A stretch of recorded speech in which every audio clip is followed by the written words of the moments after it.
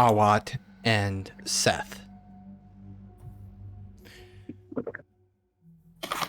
As you guys stand outside of the museum in the frigid January air.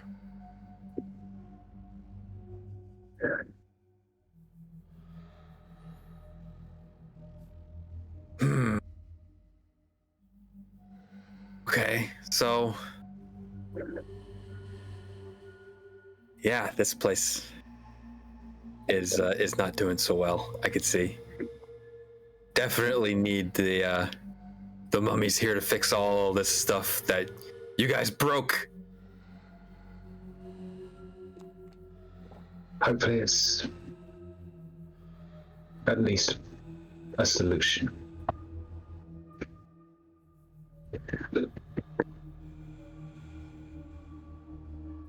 All right, so then, what's the plan? I have not been to DC in quite a while. I don't know if anything's changed besides the people. Well, I was going to make a few calls and see if I could potentially track down a couple of my own leads. Call up some old friends of mine, but well, that involves going to somewhere that's equally desolate, and at Georgetown University, where I used to lecture. Now I just have an office there. Well, all of my contacts are probably dead or already in the cult, so the cult is my contacts. You guys are my contacts. I was just a few old friends. There wasn't. I thought maybe, and gonna start walking. I thought maybe that they might be onto, well, still the occasional archaeological dig and that kind of thing. I sort of thought some of my old friends might be out there and exploring the ruins of various note. Might be able to get in on it, hopefully. To see that there are still some interested in history as the world falls.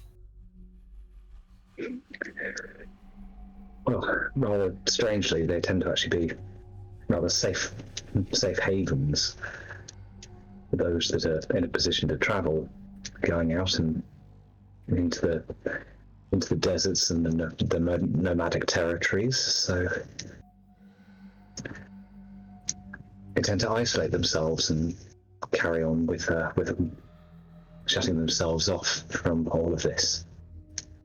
You know, in the past, I've seen like movies about end of the world type stuff. Are there zombies here? Some of the those that are, well, close to the inevitable can be a little slow, but no zombies to speak of.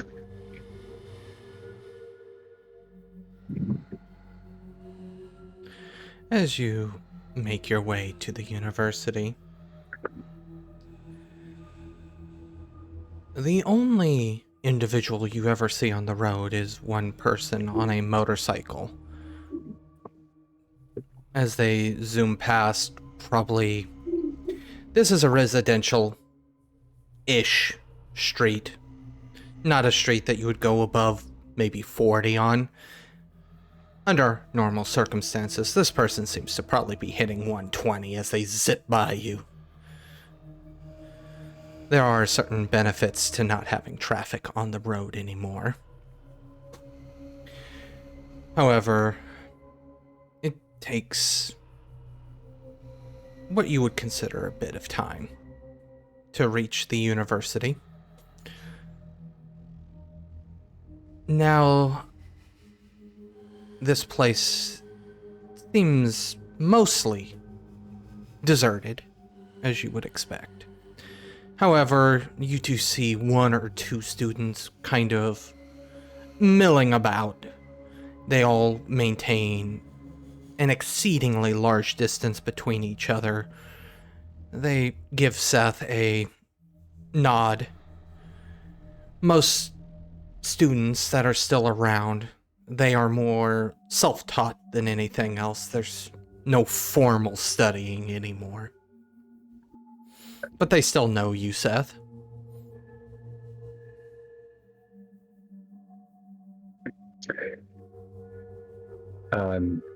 I'm guessing as well that there isn't much call for ancient history.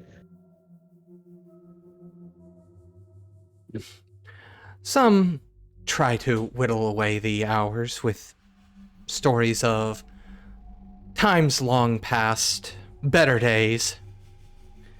But those are mostly the older people that stop by, clinging on to glory days.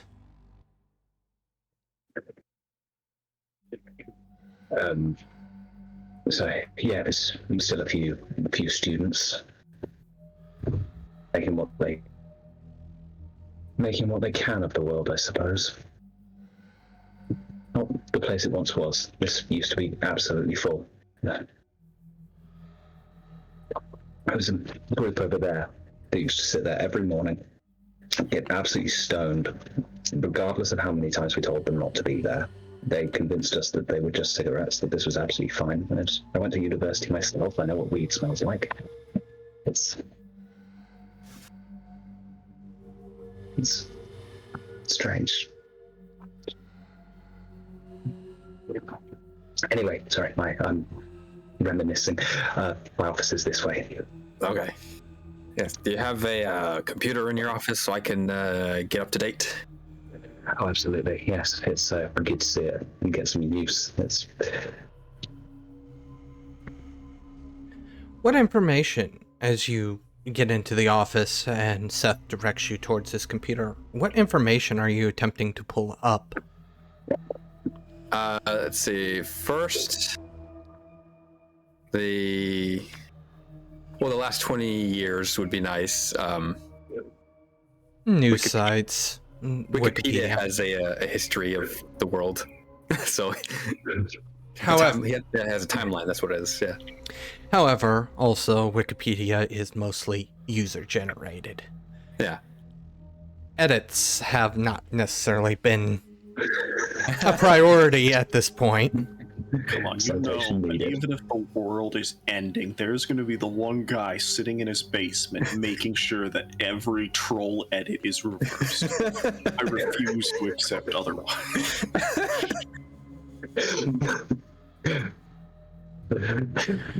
However, you're able to brush up on certain historical information.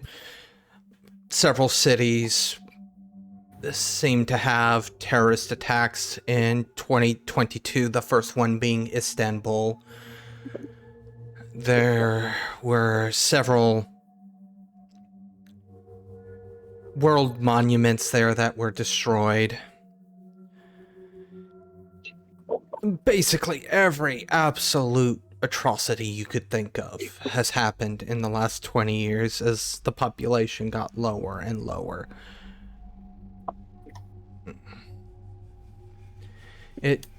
As you continue to read, the world just has gotten desperate.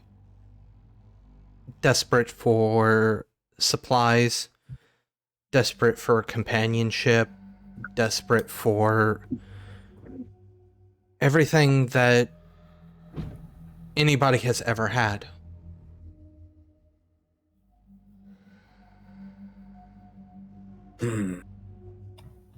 You know, I remember a time everybody was worried that somebody was going to release all the nukes and the world would go up in flames and that would be it.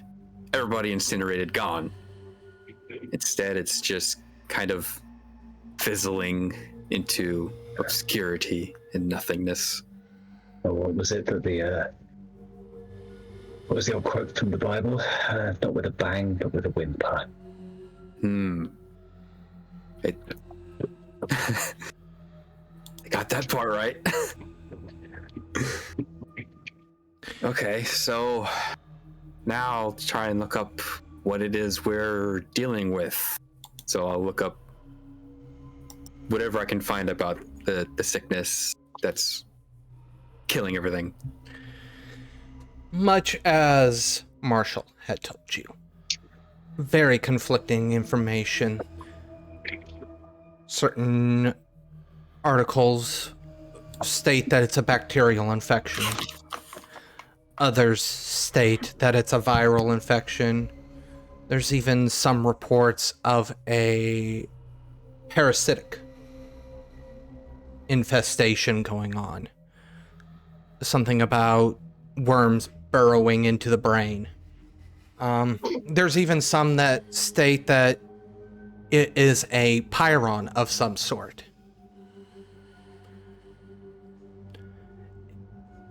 There just doesn't seem to be any cohesion. The only cohesion there is are the symptoms and how slowly they start. At first, it's just a mild cough. Then it proceeds to a fever. And then it slowly leads to multi-system organ failure. And it's a span of years. And once it reaches the point where it starts shutting down organs, it is not a peaceful death.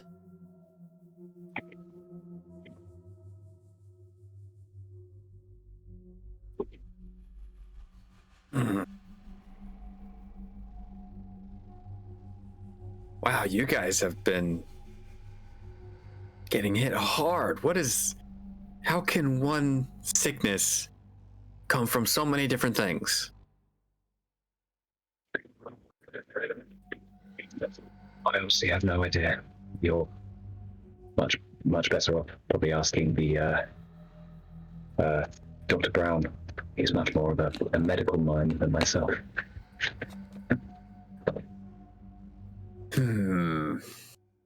Okay.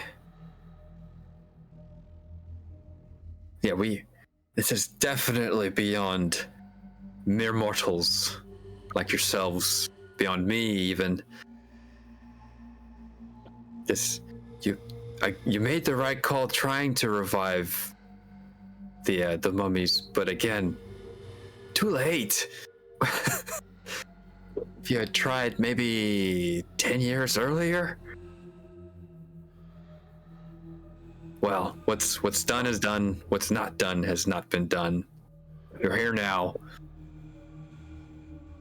I can't speak for earlier efforts. I've only been part of this for several years myself. Oh, so this is all still new to you then? More or less, my own first attempt at bringing back the great arisen.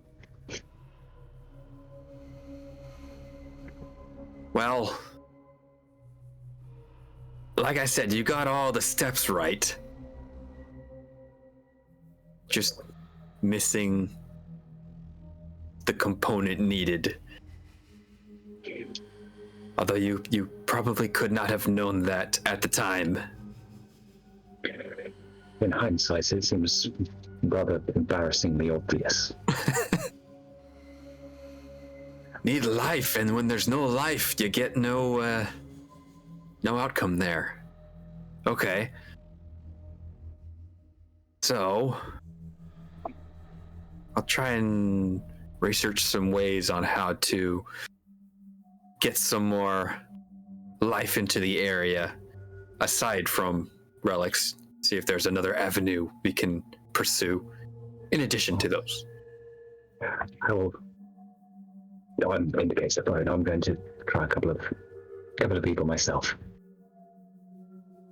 In the meantime, Edmond. Yes.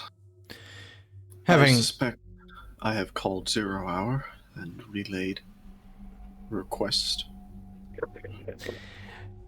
You have called and gotten the person's voicemail. Very good.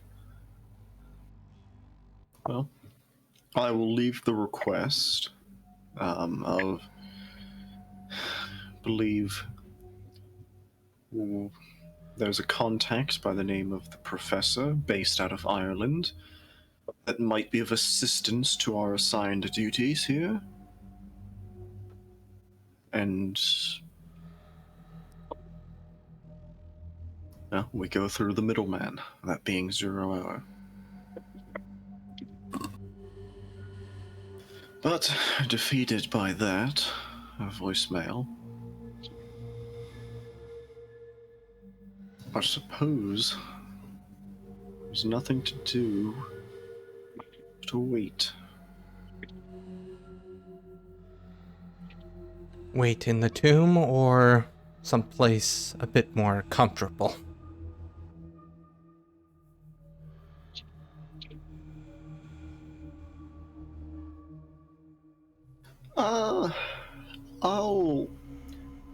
I'll pace around the tomb. Just gonna do some reflection and consider if there is any application of my particular field that might be of any value in the future here. If there's some way we can push Pyros into this life web. Right. It's a backup plan. I'm not actually going to try anything, just theorizing at this point. Give me an occult plus intelligence.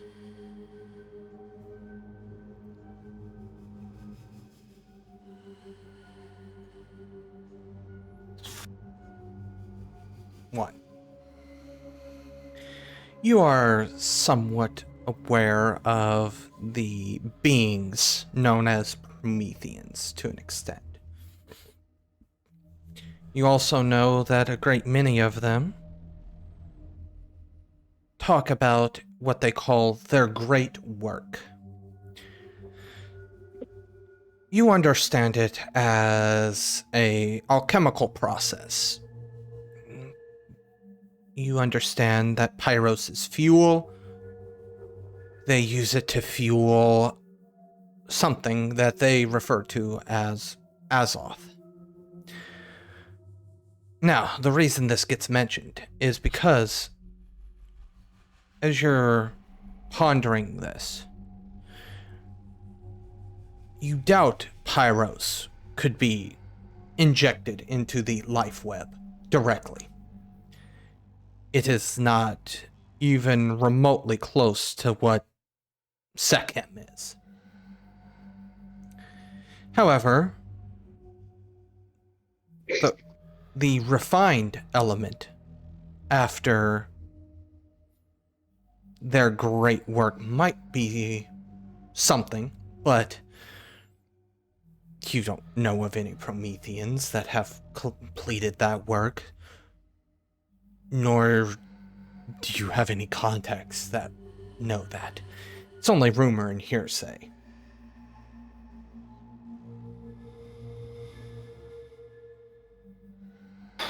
Well, I doubt they're just going to be strolling into the tomb to answer those questions. So we'll put those ambitions to rest on the back burner for now.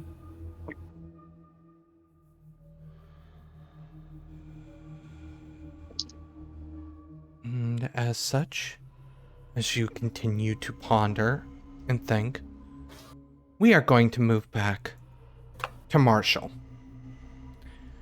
Marshall. Alright, so when I left off, I was sneaking up on the vampire, and they were both on the ground. Well, not Marshall, but him and the patient, the vampire. Exactly. So, as I approach, I'm gonna draw my scalpel, and I'm just gonna try to quickly just like plunge it into their neck to hopefully get them to pull off. And let's see, I'm gonna use a willpower for that, plus I have light weapons as a merit, so I'm gonna use vital shot. to deal an extra point of aggravated. Okay.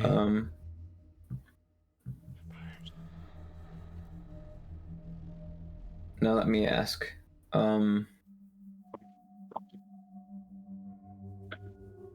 So it says for one of the bonuses I get for light weapons that I get to inflict a point of lethal damage per turn to opponents in range when your defense is... No, actually, no, I'm sacrificing my defense. Never mind. Let's see. Alright, so...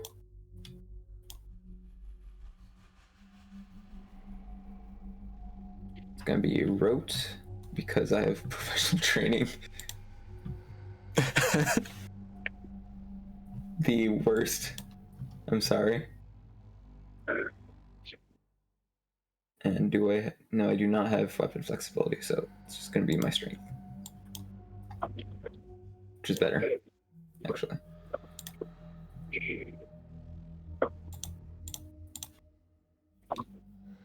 So 4 lethal plus 1 aggravated. So you hit it for 4 bashing and 1 lethal, because vampires downgrade all damage. As you stab this vampire, the scalpel finds its mark in its neck. However, the vampire does not stop drinking. It ignores whatever injury you've done to it, and it continues to drain. However, that combined with the bashing damage it's been taking every turn, as it has been drinking this blood, the vampire slowly falls into torpor.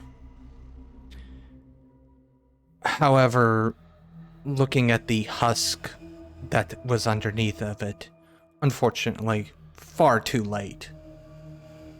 Wow. Fuck, I didn't expect... We just keep losing good people here. And I guess I'll just pull... Okay, first I'll try to pull the husk out of the room, and I'll see if I can lock the door from outside, just in case the vampire comes back, and then find a place to just put down the body while I contact anyone who might have known them. It doesn't take very long for you to obviously rifle through their pockets and pull out a cell phone. You're met with what you honestly have come to expect in these situations. Voicemails that you fully expect nobody to ever answer or to check.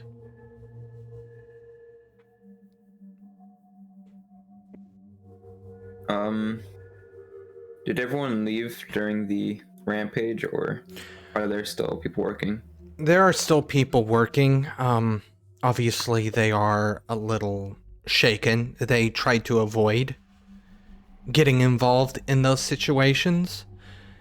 This isn't the first time a vampire has frenzied, and results tend to be very, very similar. The vampire ends up going into torpor and just never seems to wake up.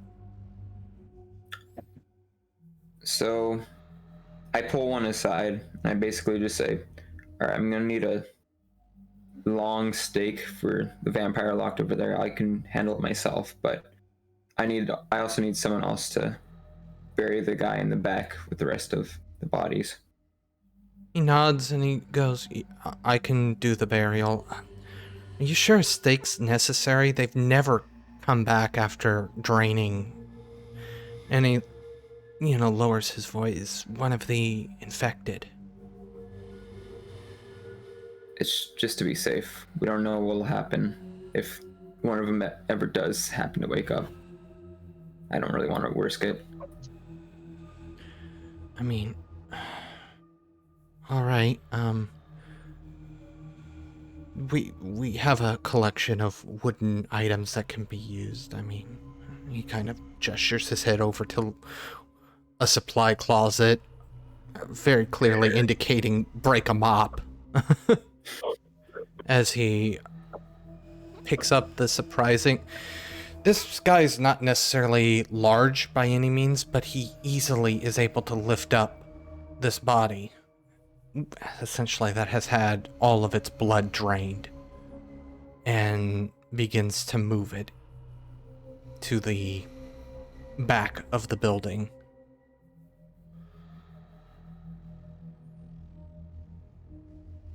I'm just gonna... I guess I'll pull out one of the brooms and just break it like they said. And now for the vampire rules, right? When a vampire stake, do they just die or are they just paralyzed? They're sent into torpor until the stake is removed. Then while they're in torpor, I'm just gonna plunge the stake right into the heart and double torpor. No roll's going to be required. He is a defenseless target, so... I don't want like a Resident Evil scenario now. Some sort of mutated vampire coming back to haunt me.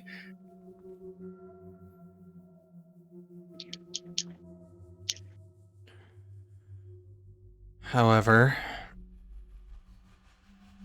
yet another one is dead.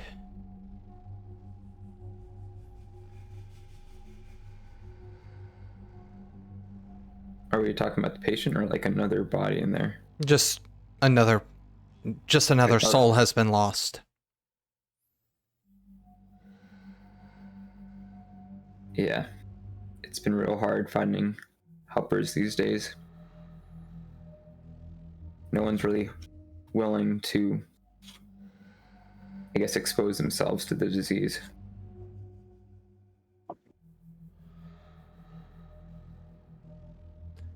And honestly, I'm not sure why I'm willing to either. I guess I just have a death wish or something. Doesn't really seem like there's anything worth doing, so might as well. As you get ready to leave, one of the other assistants kind of knocks on the door. Dr. Brown, are you in here? What do you need? Well, I'm sorry that happened. There's a person here that I want you to come take a look at. It's an actual injury.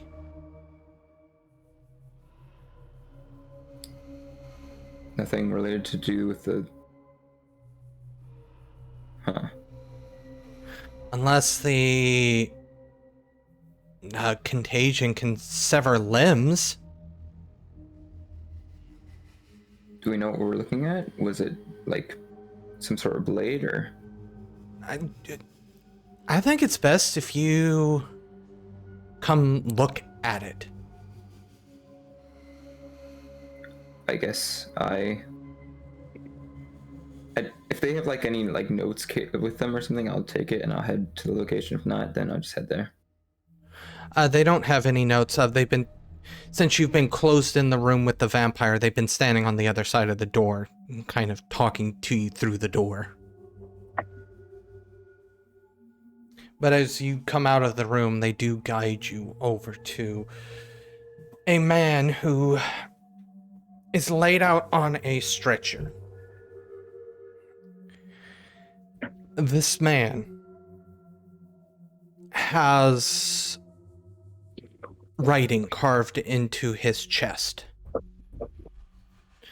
Definitely looks like a blade of some type.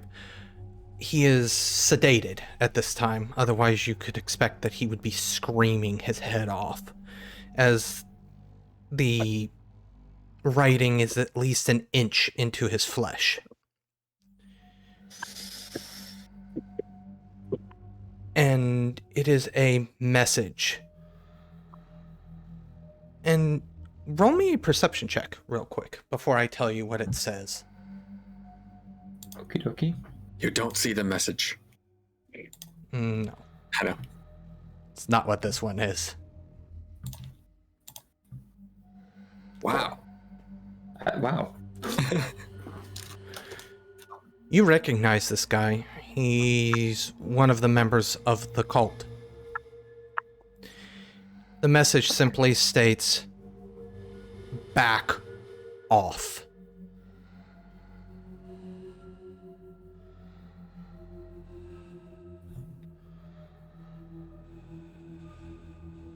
No, man, this poor bastard. All right. Can you put him on a bed? I need to make a call real quick. The nurse nods and begins to wheel the stretcher into... Unfortunately, it's the exact same room where the vampire body is right now, but you are short on rooms. So it's just an unfortunate necessity.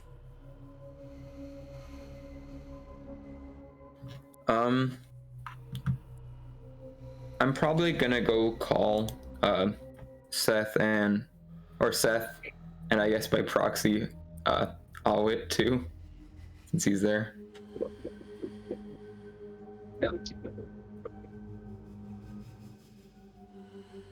Your phone begins to ring, Seth. I will answer. Marshal. Well, Trust everything is...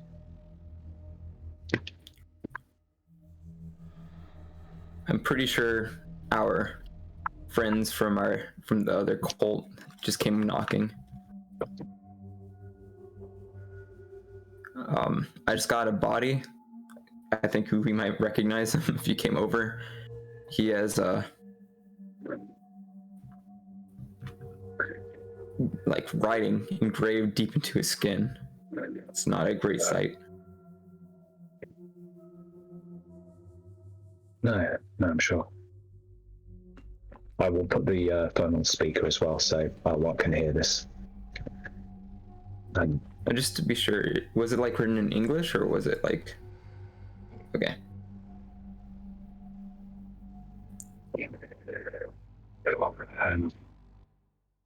I don't want to make assumptions, but given how, the only people who would seem to be pissed off at us right now is the other cult. I think that's perfectly justifiable, yes. And well, I'm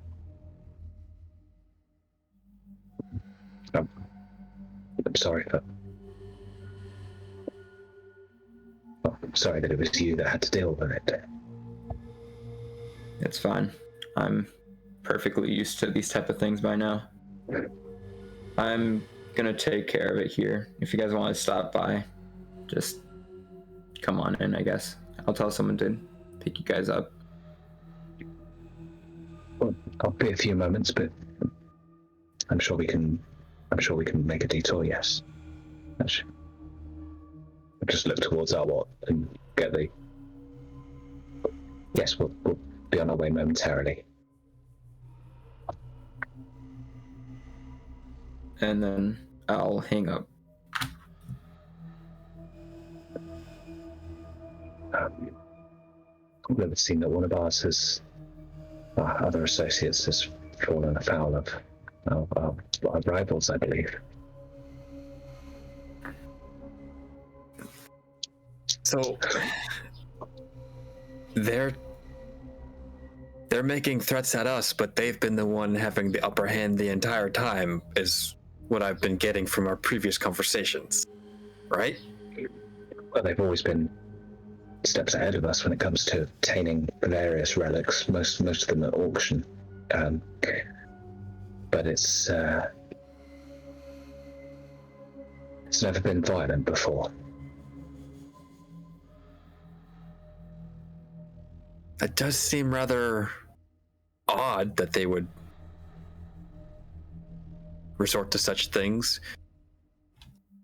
And you don't really know who this other cult is, who it's for, who's in it. As enigmatic as they could possibly be. I think if we could get some information about who they are, we might be able to deal with them better. If they're just, no doubt about it. if they're just, normal people playing at being a cult and collecting culty-looking things, then that's a lot easier to take care of than a real cult. Although, if they're a fake cult and we're a real cult, they got some balls. I don't think a mere collector would go to the extremes of carving warnings into the chest of another. That's a good point. But these are strange times.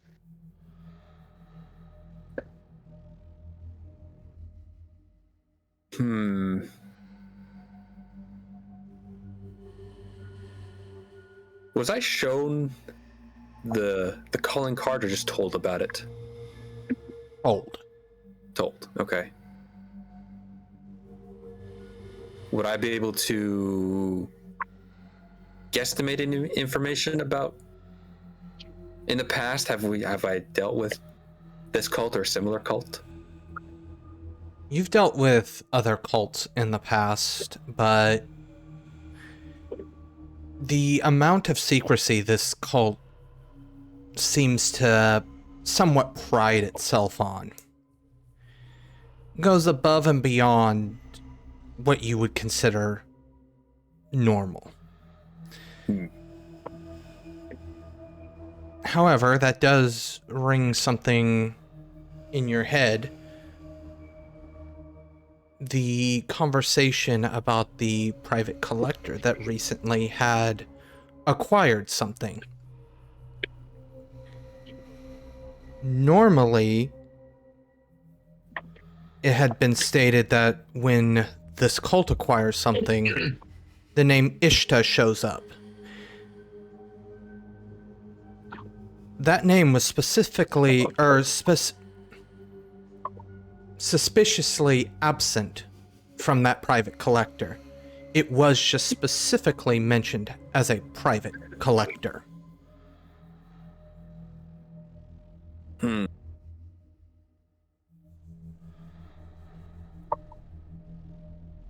A thought occurs. You guys said that in the past, as you've been trying to collect, relics and artifacts and stuff, these other guys have been one step ahead every time their name has been popping up, and you've just been on their trail. But one of your contacts, I recall, that name was not mentioned. That Ishta was not mentioned. I always assumed it was whether it's their patron, as it were, or simply a moniker that they've adopted to be part of their organization. I don't know. What I can assume is that it's I could, depends how much you want me to go on. I could well, it's like, if we consider that Ishta is a collector and they're collecting all these other things, the other private collector is not associated with Ishta, correct? So perhaps if we jump on that as soon as possible, we might be, this one time, one step ahead of them. Stands to reason.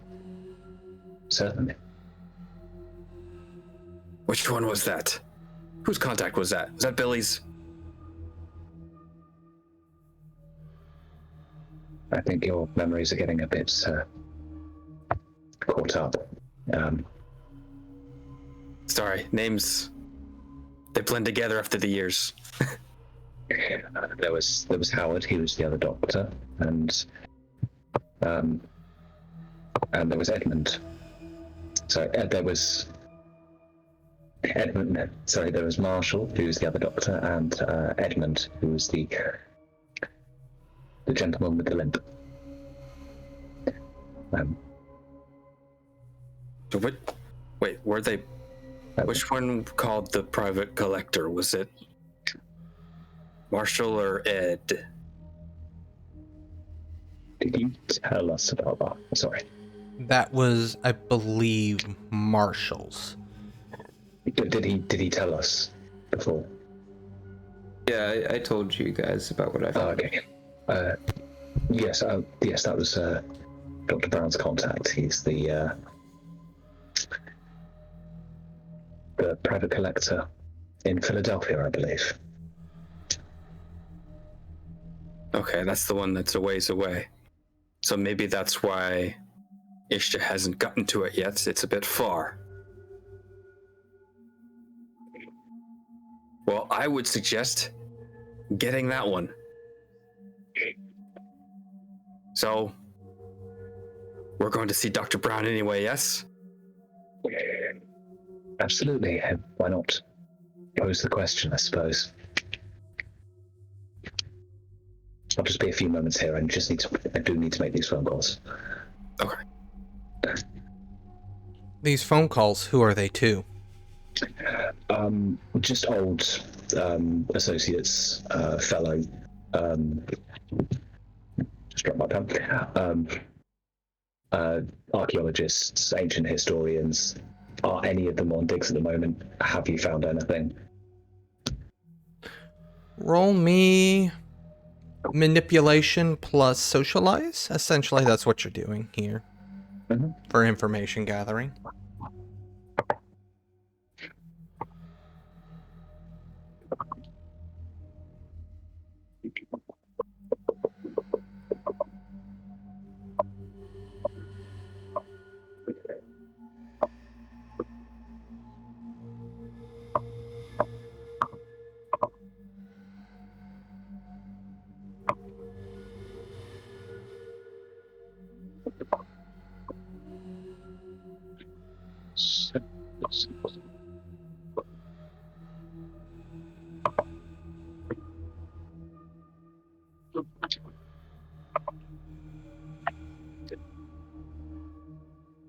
Great.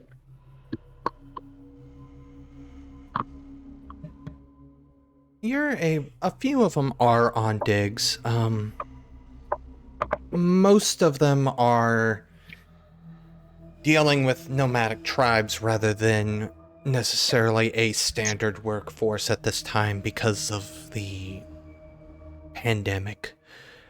The nomadic people are faring a moderately amount more with the issues, thanks to their isolation. However, work has been slow, obviously. There's less need for this type of stuff. But a few of them are doing it more out of their own pocket, for curiosity's sake.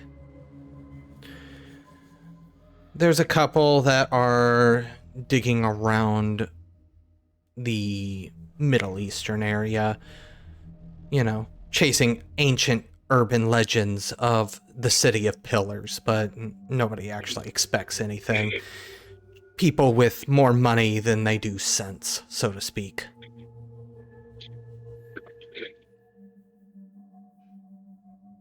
But there are people still doing archaeological digs, essentially.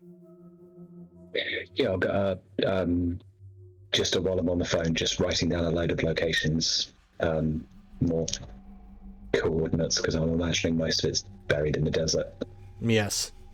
But yeah, some options and the ones that, speaking to the others, And when we're done, actually, I'll turn to our lots, and I don't suppose any of those strike a chord with you anywhere that we could potentially go looking. Do they? Unfortunately, your memory is not good enough. Not good enough, yeah. It's been a long time. I don't recognize those places. Sometimes things get moved.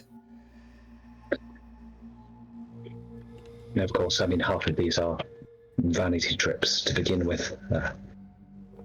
It might just be worth looking into. It's always an area of interest, ancient, the ruins of Babylon and Assyria, Sumeria, of course. In my experience, if it's a popular tourist spot, there's likely not anything there anymore. They've been taken by these private collectors. Well, you clearly haven't been to any of these places. They're dried up in the middle of the desert and absolute ruins. Not somewhere to take the family for a day trip. And yet, that's exactly what you said they were there for. Well, they go with a specific purpose of digging up the past. Tug the threads, unravel the mysteries. You have just finished listening to this week's episode of Mummy the Curse 2nd Edition Final Hours, part of the Domain Gaming's Contagion Anthology, written and told by Wyverian. A special thanks to you, the listener. And if you wish to continue supporting us, subscribe, like, and share. As always, comments are welcome. Until the next chapter, don't stop asking yourself, in the fading memories of this dying world, can we discover a way to survive?